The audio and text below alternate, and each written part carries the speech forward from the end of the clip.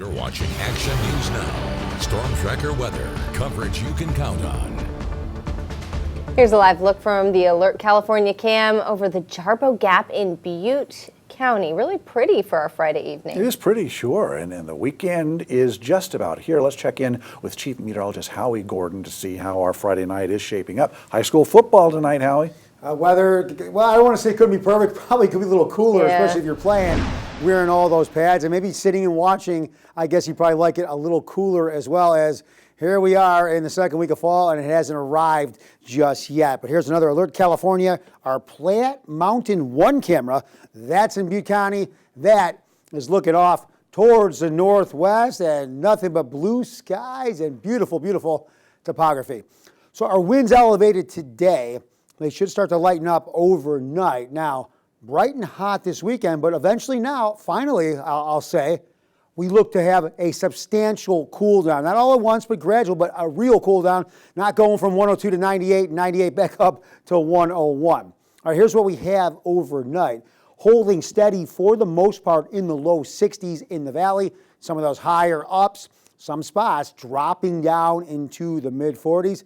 That's some nice cool air. And if you can keep that cool air, that'd be great, because by tomorrow, even in the higher ups, we're pushing 90 degrees. And then in the southern part of our area, some spots in the 100s. Why all this? Because most of that heat, or the high for that matter, has kind of pulled a little south and southeast. Thus, you're seeing the warmer temperatures in the southern part of the viewing area. But either way, 97, 99, 100, that's pretty much all the same, very much on the hot side. Low pressure has been moving through the area today. That helped elevate the winds, especially in the higher elevations. And you're seeing a little bit of cloud cover.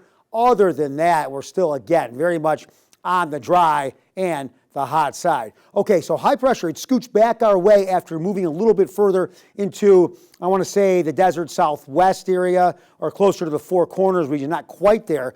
But now the high will slowly start pulling away, plus with a little bit of leanage from some of those storms further north pushing down on this high pressure ridge, it'll start to flatten it out. It will start to weaken it. So it's not going to be as strong as it was days ago, pumping out 102 degree temperatures. So we're going to have to settle for lower temperatures, and eventually the high will start pulling further away. By the way, Monday, when it pulls away a little, that can elevate our winds again on Monday and into Tuesday. But more than anything else, as that high continues to pull away and further weaken, you're going to see our temperatures now finally trying to get closer to fall-like temperatures and heat, or warmth for that matter, but probably not making it there just yet. Talk about those winds a little bit. Gusty today.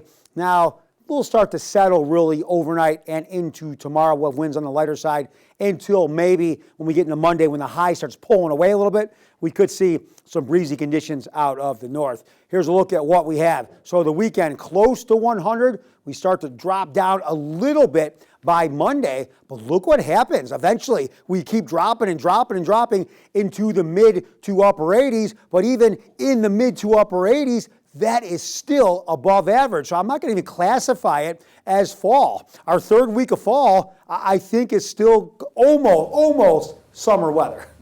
Yeah, thanks, Howie. Well,